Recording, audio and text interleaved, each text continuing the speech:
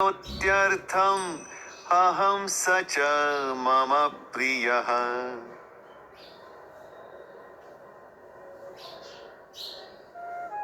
पिछले श्लोक में श्री कृष्ण ने उन 4 प्रकार के व्यक्तियों के बारे में बताया जो कृष्ण के प्रति समर्पण की राह पर चलते हैं। अब यहाँ श्री कृष्ण बताते हैं कि इन चारों व्यक्तियों में से कौन उन्हें सर्वप्रिय है और क्यों।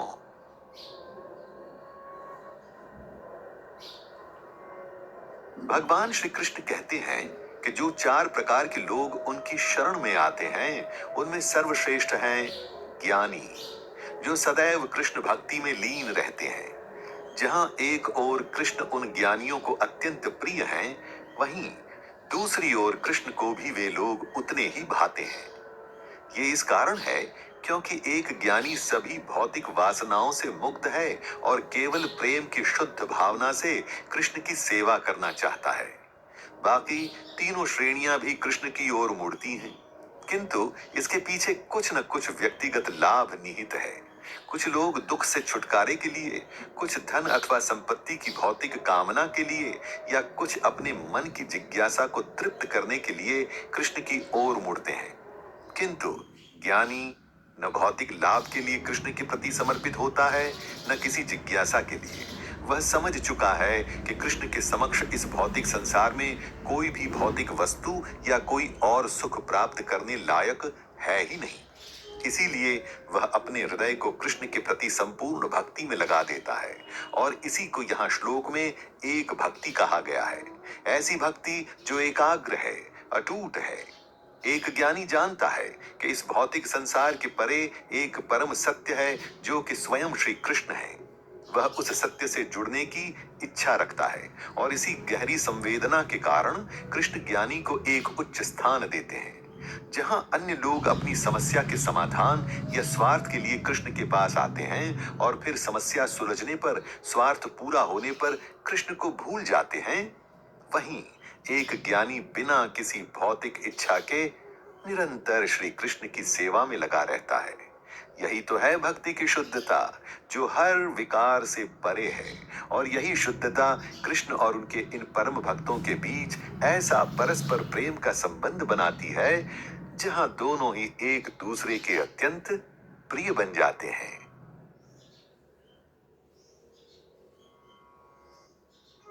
इस श्लोक में व्यक्तिगत जीवन का एक बहुत बड़ा पाठ छिपा हुआ है, और वो छिपा है एक ज्ञानी के दृष्टिकोण में। एक ज्ञानी मुझे निस्वार्थ रूप से प्रेम करता है, मेरे प्रति एक गहरे आध्यात्मिक उद्देश्य के कारण समर्पित है, और यही उसकी भक्ति को अटूट बनाता है। और यदि वो मेरे लिए प्रिय है, तो इसका अर्थ यही हुआ ना कि उसने अपना आध्यात्मिक उद्देश्य भी पा ही लिया है। उच्च उद्देश्य और निस्वार्थ प्रेम, ये दो बातें व्यक्तिगत जीवन के कई पहलुओं पर लागू होती है। आपसी संबंधों को ही देख लीजिए।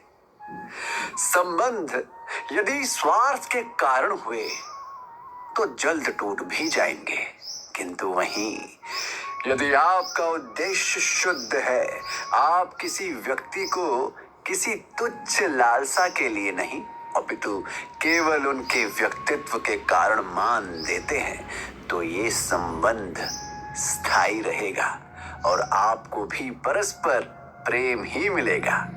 जीवन के अन्य निर्णयों को ही ले लीजिए।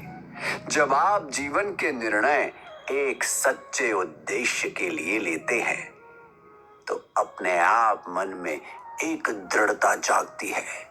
आप कठिनाइयों में भी अडिग रहते हैं। उदाहरण के लिए, अगर आप कोई नौकरी केवल धन के लिए करते हैं, तो समय के साथ आपको थकान होने लगेगी, मन में असंतोष जागेगा, आप डगमगाएंगे।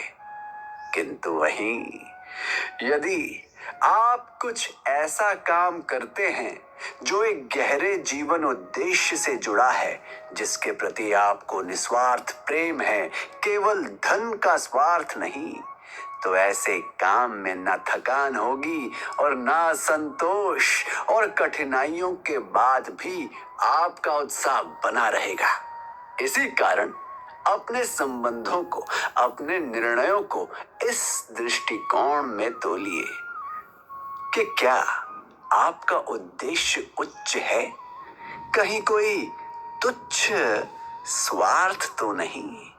और यही गहरी सोच आपको सही रास्ते पर ले जाएगी, फिर चाहे आपसी संबंध हो, आपका काम, या फिर आपकी आध्यात्मिक यात्रा। आप दृढ़ता के साथ उस राह पर भी चल पाएंगे और निरंतर आप में एक संतोष का भी संचार होगा। विचार कीजिएगा मेरी इस बात पर।